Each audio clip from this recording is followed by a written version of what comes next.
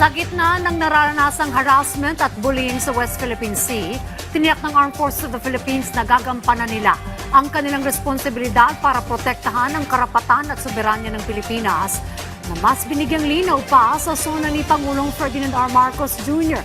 Yan ang ulat ni Patrick De Jesus. Nananatiling handa ang Armed Forces of the Philippines sa kanilang mandato na protektahan ang West Philippine Sea.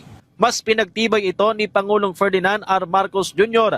sa kanyang ikalimang sona nitong Lunes at kanyang mensahe sa lahat sa harap ng iba't ibang hamon na kinaharap ng bansa kaugnay ng WPS.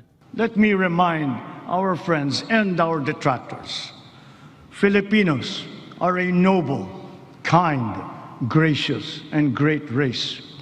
We are not greedy. We are not racists. We are not liars.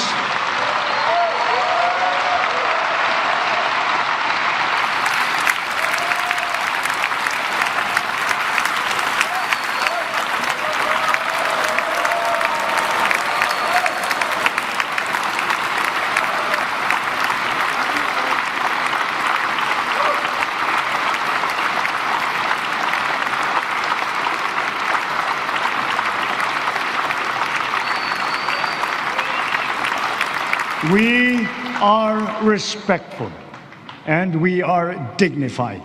We are Filipinos and we do not yield. Maliwanag naman sa AFP ang responsibilidad na dapat nilang gampanan. For the Armed Forces of the Philippines, these are major, more than policy statements. No? They reinforce our mission that we carry out every day.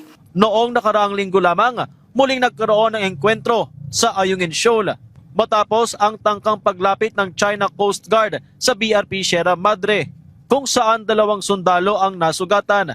Magkasunod na araw ding binomba ng water cannon ng China Coast Guard noong nakaraang linggo ang mga barko ng Philippine Coast Guard at BIFAR sa Scarborough Shoal o Bajo de Masinloc.